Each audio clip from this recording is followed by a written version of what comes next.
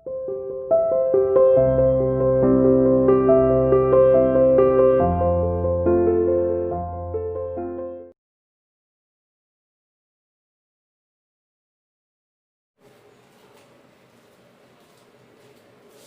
9th class students, this is your English teacher and I welcome you to your online classes. Today we are going to read our chapter that is A Truly Beautiful Mind. Truly Beautiful Mind का मतलब एक सच्चा बहुत ही सुंदर दिमाग जिसने कभी नहीं सोचा कि वो दूसरों से अलग भी हो सकता है, जिसे बाकी लोग मजाक उड़ाते थे जिसका, लेकिन उसने कभी इस चीज़ पर कभी ज़्यादा गौर नहीं किया या फिर कभी इस चीज़ को ये नहीं समझा कि मैं दूसरों से अलग हूँ तो मैं कुछ कर नहीं सकता। दूसरों से अलग होने का मतलब यहाँ पर ये नहीं कि अजीब हरकतें करता था, लेकिन उसकी मदर को ऐसा लगता था कि वो दूसरों से अलग है। उसकी मदर सोचती थी कि शायद ये दूसरे बच्चों जैसा नहीं है, क्योंकि इसका उन चीज़ों में इंटरेस्ट ही नहीं था जो नॉर्मल लोगों का होता है, नॉर्मल बच्चों का होता है। चलिए अब कुछ यहाँ पर पढ़ते हैं ऐसे ही महान लोगों के बारे में और फिर हम बताएंगे कि आज हम इस चैप्टर में बात किसकी करने वाले हैं। The great men are not born with special science. कोई जो महान लोग होते हैं ना, वो स्पेशल साइंस के साथ पैदा नहीं होते हैं कि हाँ पैदा होते वो कुछ ऐसा शो करे जिससे हमें पता चल जाए कि आगे चल के ये बहुत महान इंसान बनने वाला है। कोई आकाशवाणी नहीं होती, कोई बिजली नहीं गिरती, नॉर्मल जैसे वो हम हैं, जैसे आप हैं, वैसे ही वो लोग भी रहते हैं। They are also like common people. Common people मतलब जैसे दूसरे लोग होते हैं वैसे वो लोग होते हैं। इसमें कुछ अलग से डिफ्रेंशिएट नहीं किया जाता उनको कि हाँ ये कॉमन लोग हैं, ये सब एक जैसे हैं और ये अलग है, ये स्पेशल पर्सन है, ऐसा कुछ भी नहीं होता। ग्रेजुअली मतलब धीरे धीरे, कि स्लोली ऐसा होता है।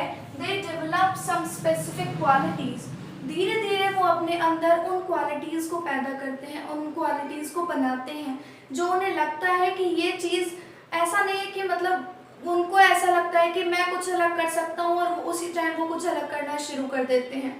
कुछ ऐसी चीज़ जो उन्हें लगता है कि हाँ ये मेरा स्पेशल इंटरेस्ट है और इस चीज़ पे अगर मैं काम करूँगा तो शायद मैं अच्छी प्रोग्रेस भी पा लूँगा।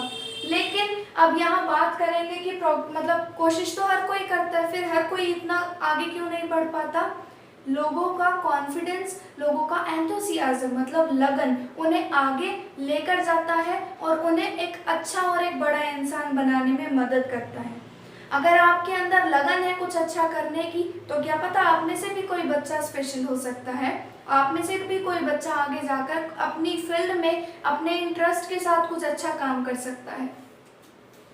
They become great when they grow up. वो जब बड़े होते हैं, जैसे जैसे बड़े होते हैं, ये उनकी जो स्पेशल क्वालिटीज़ हैं जिस पर उन्होंने मेहनत करी है, जिस पर उन्होंने पूरे दिल से काम किया है, इन क्वालिटीज़ के साथ ही जब वो बड़े होते हैं तो फिर वो स्पेशल होते हैं। इन्हीं क्वालिटीज़ के साथ वो ग्रेट बनते हैं। अब यहाँ पर अब ट्रूली ब्यूटीफुल माइंड, किसके माइंड की बात हो रखी है? तो यहाँ पर बात हो रखी है एल्बर्ट आइंस्टाइन। एल्बर्ट आइंस्टाइन कौन? एल्बर्ट आइंस्टाइन एक फिजिशिस्ट, एक साइंटिस्ट जिसने साइंस की दुनिया में बहुत तहलका मचा कर रख दिया। छोटी छोटी चीज़ें जिनके ऊपर जिसने कभी सोचा नहीं इन चीज़ों के बारे में, उसने ऐसी थ्योरीज तैयार करके दी जिससे वो बिल्कुल लोगों से अलग हो गया। कहने के लिए वो दूसरों से अलग क्यों माना जाता था? क्योंकि कहते हैं उसका सर थोड़ा साइज में बड़ा था, लेकिन ऐसा तो नहीं हो सकता ना, जिसका सर बड़ा होता है वो स्पेशल थोड़ी ना हो जाएगा। बातें अब यहाँ पर क्या अलग है कि वो नॉर्मल मतलब कॉमन लाइफ में भी ऐसी चीज़ें करने की कोशिश करता था जो हम ज़्यादातर लोग सोच भी नहीं सकते हैं।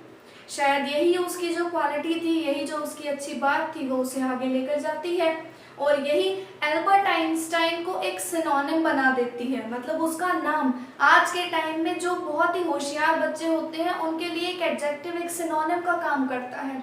जो बच्चा बहुत ही ज़्यादा पढ़ाकू है, बहुत ही ज़्यादा इंटेलिजेंट है, बहुत क्रिएटिव है, उस बच्चे को हम आज के टाइम में आइंस्टाइन का नाम देते हैं।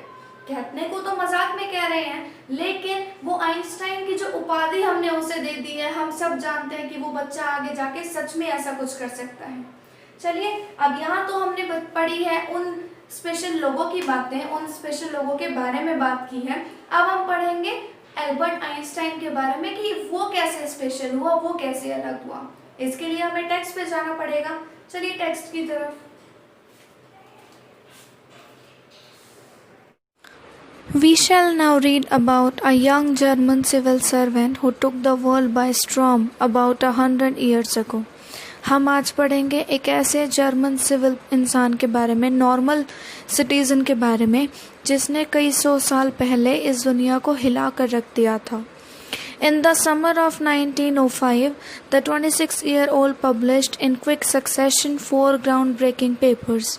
अपनी एक थ्योरी को, जो लाइट के बारे में थी, मोशन ऑफ पार्टिकल्स के बारे में थी, इलेक्ट्रोडायनामिक्स और एनर्जी के बारे में थी, सिर्फ 4 पेपर के अंदर एक 26 साल के लड़के ने 4 पेपर के अंदर अपनी थ्योरी को एक्सप्लेन कर दिया था। इतनी बड़ी जो थ्योरी थी वो सिर्फ इन 4 पेपर्स के अंदर वो इतनी बड़ी थ्योरी साबित हुई कि उसने आगे लोगों की पर्सपेक्टिव को बदल कर रख दिया। His work took up only a few pages in scientific journal.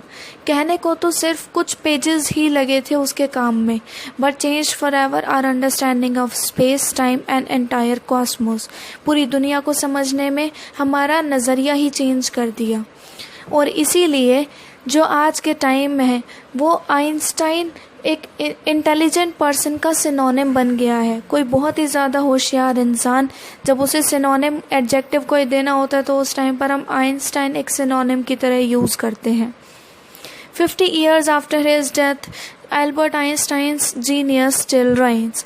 आज इतने टाइम हो चुका है उसकी डेथ को, फिर भी एल्बर्ट आइंस्टाइन की जो बुद्धि है अभी भी पूरी दुनिया पे राज करती है। Albert Einstein was born on 14 March 1879 in the German city of Ulm, without any indication that he was destined for greatness. 14 मार्च 1879 में एल्बर्ट आइंस्टाइन का जर्मन सिटी में जब जन्म हुआ था तो उस टाइम पर इस चीज़ की किसी को भी खबर नहीं थी कि ये जो दुनिया है अपने लिए एक नया महान इंसान लेकर आ रही है। On the contrary, his mother thought Albert was a freak. किसी को भी नहीं पता था एल्बर्ट क्या कर सकता था, बल्कि उसकी मदर तो ये सोचती थी कि जो एल्बर्ट आइंस्टाइन है वो सबसे अलग है, मतलब थोड़ा कमज़ोर बच्चा है, मेंटली डिस्टर्ब बच्चा है। टू हर, उनके लिए अजीब बात क्या थी कि जो उसका सर था वो बाकी बच्चों से उसकी उम्र में बड़ा था। एट द एज ऑफ 2.5, 2.5 साल की उम्र तक भी एल्बर्ट बात नहीं कर सकता था। When he was finally did learn to speak, और जब उसने फाइनली बोलना सीखा, he uttered everything twice, तो हर कुछ डबल डबल बोलता था। Einstein did not know what to do with other children. उसे नहीं पता था कि दूसरे बच्चों के साथ कैसे रहा जाता है। उसके प्लेमेट्स, उसके साथ खेलने वाले, प्लेमेट्स मतलब उसके जो फ्रेंड्स थे साथ खेलने वाले, उसे ब्रदर बोरिंग बुलाते थे, मतलब बोरिंग भाई। So the youngster played by himself, इसलिए जो लड़का था वो खुद ही खेलता रहता था, अपने ज़्यादातर टाइम को वो अकेले ही स्पेंड किया करता था। ही स्पेशली लव्ड मैकेनिकल टॉयज़, उसे ज़्यादातर मैकेनिकल टॉयज़ बहुत पसंद थे, मतलब जो चीज़ें बैटरी से चलती हैं या फिर जो पहिए वाली चीज़ें होती हैं, उसे वो चीज़ें बहुत पसंद थी। Looking at his new born sister, अपनी जब उसकी बहन पैदा हुई माजा, तो उसे देखकर वो क्या कहता है, फाइन कि देखने में तो अच्छी है लेकिन इसके पहिए कहाँ हैं, but where are her wheels, उसके पहिए तो दिखाई नहीं दे रहे। A headmaster once told his father, एक हेडमास्टर ने, मतलब जिस स्कूल में वो पढ़ता था, एक बार उस हेडमास्टर ने उसके फादर को ये बताया that what Einstein chose as a profession wouldn't matter, कि आइंस्टाइन चाहे कोई भी प्रोफेशन चुने कोई फ़र्क ही नहीं पड़ेगा, because he will never make a success at anything, क्योंकि वो किसी भी चीज़ पर कभी कामयाबी पा ही नहीं सकेगा। Einstein began learning to play, Einstein ने वायलिन सीखना शुरू किया एट द एज ऑफ 6, जब वो 6 साल का था तो उसने वायलिन सीखना शुरू किया। Because his mother wanted him to, क्योंकि उसकी माँ ऐसा चाहती थी कि वो वायलिन सीखे। He later became a gifted amateur violinist, और आगे चलकर वो एक बहुत ही प्रोफेशनल वायलिनिस्ट बन गया, वायलिन बजाने वाला बन गया। एमेच्योर का मतलब बहुत ही प्रोफेशन से maintaining the skill through out his life, और अपनी लास्ट टाइम तक, अपनी पूरी ज़िंदगी में ये जो उसका स्किल था वो बहुत अच्छा रहा। अब हम अपने 3 पैसेजेस फ़िलहाल पढ़ चुके हैं, और उससे पहले मैं आपको, आपकी जो बुक में आपको ब्लू कलर का एक पैसेज दिखाई दे रहा होगा, उसके बारे में बताऊंगी। इसमें लिखा है कि ऑटो नेबर, जो कि मैथमेटिक्स का हिस्टोरियन था, एक स्टोरी उसने बॉय आइंस्टाइन के बारे में सुनाई जो उसे एज अ लेजेंड बताती है। लेकिन ये जो कहानी है बिल्कुल भी सच करने लायक वाली नहीं लगती। उन्होंने कहा कि वो देर से बोलता था, ये आपने पढ़ा है अभी, कि जब उसने बोलना शुरू किया तो वो बहुत लेट बोलता था। उसके पेरेंट्स इतने ज़्यादा वरिड थे कि ये इतना लेट बोलता है, इसका क्या होगा। फाइनली जब रात के टाइम में एक बार वो खाना खा रहे थे तो अचानक से उसने बोलना शुरू किया, और वो क्या कहता है कि जो सूप है बहुत गर्म है। ऐसा माना नहीं जा सकता कि उसने अचानक ऐसा बोला हो, क्योंकि वो बोलता था और गलतियां भी करता था, ये हमने पढ़ा है। लेकिन फिर भी उसमें बताया गया है कि जो वो कहता है कि सूप बहुत गर्म है। उसके पेरेंट्स उसे देखकर खुश भी होते हैं, लेकिन फिर मतलब अचानक से हैरान होते हैं जब उससे ये पूछते हैं कि इससे पहले कोई शब्द तुमने क्यों नहीं बोला इतने ठीक से। तो उस टाइम पर एल्बर्ट कहता है क्योंकि हर चीज़ का अपना एक टाइम होता है, because up to now everything was in order, क्योंकि अब तक सब कुछ एक ऑर्डर के हिसाब से चल रहा था। अब चलते हैं हम अपने 4th पैसेज के ऊपर। But Albert Einstein was not a bad pupil. Albert Einstein एक बुरा स्टूडेंट नहीं था। He went to high school in Munich. वो हाई स्कूल म्यूनिक में गया था, where Einstein's family had moved when he was 15 months old. Einstein की जो फैमिली थी वो पहले ही वहाँ से शिफ्ट हो चुकी थी, क्योंकि जब वो 15 महीने का था। And scored good marks in almost every subject, और हर सब्जेक्ट में अच्छे मार्क्स लेता था। उस टाइम पर उसकी फैमिली वहाँ से शिफ्ट हो गई। Einstein hated the schools regimentation. Einstein को स्कूल का रीति रिवाज, उनका जो डिसिप्लिन था, ये ऑर्डर, ये पसंद नहीं आता था। And often clash with his teachers, और ज़्यादातर वो अपने टीचर्स के अगेंस्ट ही रहता था। एट द एज ऑफ 15 साल की उम्र पर आइंस्टाइन ने ये फील किया कि उसे स्कूल में रहकर बहुत ज़्यादा घुटन होती है। He felt so stifled there that he left the school for good. 15 साल की उम्र में उसने स्कूल छोड़ दिया, क्योंकि उसे लगता था कि मेरा यहाँ मन नहीं लगता, मैं यहाँ नहीं रह सकता। नंबर 5, द प्रीवियस ईयर, इससे 1 साल पहले, मतलब जब उसने स्कूल छोड़ा, Albert's parents had move to Milan. Albert's के पेरेंट्स मिलान शिफ्ट हो गए थे, और उन्होंने अपने बेटे को, मतलब एल्बर्ट आइंस्टाइन को, अपने रिलेटिव्स के पास छोड़ दिया था। आफ्टर प्रोलॉन्ग डिस्कशन, प्रोलॉन्ग का मतलब बहुत लंबी चलने वाली, बहुत लंबी डिस्कशन के बाद Einstein got his wish to continue his education in German speaking Switzerland. एक बहुत लंबी बहस के बाद, एक बहुत लंबी डिस्कशन के बाद आइंस्टाइन को उसके मर्जी में के हिसाब से स्विट्ज़रलैंड में जाकर एजुकेशन लेने के लिए अलाउ किया गया। एक ऐसी सिटी थी जहाँ पर म्यूनिक से ज़्यादा आज़ादी थी, जहाँ पर लोग बहुत ही ज़्यादा ओपन माइंडेड थे। Einstein was highly, that is your 6th passage, Einstein was highly gifted in mathematics. Einstein maths में बहुत ही ज़्यादा अच्छा था, एंड इंटरेस्टेड इन फिजिक्स, और फिजिक्स में भी बहुत अच्छा था। एंड आफ्टर फिनिशिंग स्कूल, और स्कूल फिनिश करने के बाद, he decided to study at a university in Zurich. उसने ज्यूरिच नाम की जगह की एक यूनिवर्सिटी में पढ़ने का डिसाइड किया। But science wasn't the only thing that appeal to the dashing young man with the walrus moustache. लेकिन साइंस ही एक ऐसी चीज़ नहीं थी जो उस बड़े होते हुए इंसान के साथ, जिसकी इतनी घनी मूछें थी, इतनी अच्छी मूछों के साथ, उसको कोई और चीज़ भी अच्छी लग रही थी जो कि साइंस के अलावा थी। Now starts our 7th passage. He also felt a special interest in a fellow student, Mileva Maric. उसे अपनी साथ की स्टूडेंट के अंदर भी एक बहुत अच्छा इंटरेस्ट आ गया था, बहुत ज़्यादा इंटरेस्ट आ गया था, जिसका नाम था Mileva Maric. whom he found to be a clever creature, जिसे उसे देखकर ऐसा लगा कि ये मेरे जितनी ही स्मार्ट, मेरे जितनी ही क्लेवर है।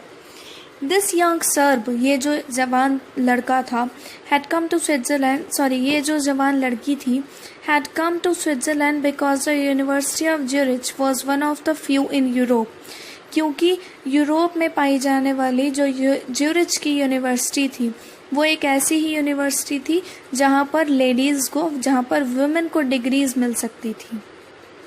Einstein saw in her an ally, Einstein को उसमें अपनी फ्रेंड दिखाई दी। अगेंस्ट द फिलिस्टाइंस, फिलिस्टाइंस वो नैरो माइंडेड लोग होते हैं जो आपकी फैमिली में भी होते हैं, जो आपके आसपास होते हैं। आप चाहे कुछ भी अच्छा करने की कोशिश करो, इवन चाहे कुछ भी अच्छा चाहे बुरा, वो आपको अगेंस्ट ही रखेंगे, आपको हमेशा गलत ही बताएंगे। अगर आप कहोगे कि मुझे ऐसा करना है तो वो आपके अगेंस्ट ही जाएंगे, उनका यही काम होता है। ऐसे लोगों को आइंस्टाइन ने और अब उसकी फ्रेंड मिलेवा मेरिक ने भी फिलिस्टाइंस नाम दिया था। So the couple fail in love, अब वो दोनों ही लोग एक दूसरे से लगाव करने लगते हैं। Letters survive in which they put their affection into words, उन दोनों के बीच में लेटर्स पास होने लगते हैं जहाँ पर वो अपनी बातें वर्ड से डिस्क्राइब करते हैं, और यहाँ पर वो अपनी बातों की मिठास को, अपनी बातों की सॉफ्टनेस को, टेंडरनेस को साइंस के साथ भी मिक्स करते हैं। रोट आइंस्टाइन, उससे जब पूछा जाता है तो उस टाइम पर वो लिखता है, how happy and proud I shall be, उसने अपने एक लेटर के अंदर ये बात भी लिखी हुई थी, how happy and proud I shall be, कि मैं कितना खुश होऊंगा और कितना गर्व महसूस करूंगा। When we both have brought our work on relativity, जब हम दोनों ही हमारे काम को, रिलेटिविटी के काम को, मतलब साइंस के अंदर हम एक नई खोज पैदा करेंगे, टू अ विक्टोरियस कंक्लूजन, और उस खोज को विक्ट्री की तरफ लेकर जाएंगे। Eighth passage, in 1900 at the age of 21, 1900 साल में 21 साल की उम्र पर Albert Einstein was a university graduate and unemployed. Albert Einstein university से ग्रेजुएट कर चुका था और बेरोजगार भी था। फाइनली उसने काम किया एक टीचिंग असिस्टेंट की तरीके से, जहां वो प्राइवेट लेसन्स देता था, और जब उसको जॉब मिल गई 1902 के अंदर, एक सिक्योर हो गई उसकी जॉब, जहाँ पर उसका काम था कि एक ऑफिस के अंदर, एक पेटेंट ऑफिस के अंदर उसे टेक्निकल एक्सपर्ट का काम मिला था करने के लिए। So while he was supposed to be assessing other people's invention, उसका काम तो ये था कि वो यहाँ पर रहकर दूसरे लोगों के इन्वेंशंस को देखेगा, पर एक्चुअली आइंस्टाइन उस टाइम पर अपने ही आइडियाज़ को डेवलप करने में लगा रहता था। He is said to have jokingly called his desk drawer at the work, और मजाक में वो अपने डेस्क ड्रॉअर को, जहाँ वो काम करता था, अपने डेस्क ड्रॉअर को वो ब्यूरो ऑफ थियोरेटिकल फिजिक्स भी बोलता था, कि यहाँ पर उसके हिसाब से कि जो फिजिक्स है वहाँ पर सारा मेरा काम फिजिक्स का उसमें ही चलता रहता था, ये उसके लिए ब्यूरो था। 9th passage, one of the famous papers of 1905, 1905 का सबसे फेमस पेपर्स में से एक वो पेपर था जो आइंस्टाइन की स्पेशल थ्योरी ऑफ रिलेटिविटी के बारे में था। उस पेपर के हिसाब से टाइम और डिस्टेंस एब्सोल्यूट नहीं होते हैं, मतलब वो एक साथ काम नहीं करते। Indeed to perfectly accurate clocks, उसका तो उसने सबूत भी दे रखा था कि अगर दो एक साथ चलने वाली घड़ियों को भी आप एक साथ चलाने की कोशिश करोगे ना, तो उसमें से एक तो आगे पीछे हो ही जाएगी। Two perfectly accurate clocks will not continue to show the same time if they come together again after a journey if one of them has been moving very fast relative to the other। दो घड़ियों को इकट्ठा चलाया जाता है तो ज़रूरी नहीं कि वो दोनों हमेशा एक ही टाइम बताएं, उनमें से एक घड़ी अपने आप ही आगे हो जाएगी। From this followed the world's most famous formula, और इसी के साथ दुनिया का सबसे फेमस फार्मूला जो आपने साइंस में शायद पढ़ा भी होगा, मास और एनर्जी का रिलेशनशिप, ये एल्बर्ट आइंस्टाइन ने डिस्क्राइब किया था। वो कहता है यहाँ पर ब्लू कॉलम में जो दिया गया है कि when you sit with a nice girl for 2 hours, कहता है जब आप 2 घंटे किसी अच्छी लड़की या अपने किसी अपोजिट जेंडर के इंसान के साथ बैठते हैं, इट सीम्स लाइक 2 मिनट्स, तो ये आपको ऐसे लगते हैं जैसे 2 ही मिनट तो हुए थे बात करते। चलो ऐसा मान लेते हैं कि सपोज़ आपको कोई आपका बहुत अच्छा फ्रेंड मिल गया, आप उससे 2 घंटे से बात कर रहे हैं और जब जाने का टाइम आया तो कहते हैं कि 2 ही मिनट तो हुए थे। लेकिन अगर आप 2 मिनट के लिए किसी गर्म तवे पर बैठ जाएं तो आपको पता चल जाएगा कि ये जो 2 मिनट है आपको 2 घंटे जैसे लगेंगे। ये रिलेटिविटी की थ्योरी है जिसे उसने इस एग्जाम्पल से एक बहुत ही फ़नी तरीके से एक्सप्लेन करने की कोशिश की है। आई थिंक रिलेटिविटी की थ्योरी आपके टीचर्स आपको अच्छे से समझा पाएंगे, जो फिज़िक्स के टीचर हैं या जो साइंस के टीचर आपके हैं वो आपको बहुत अच्छे से समझा पाएंगे। और फिर भी टेक से रिलेटेड अगर आप कोई डाउट फील करते हैं, you should feel free to call me और contact me. Thank you, have a nice day.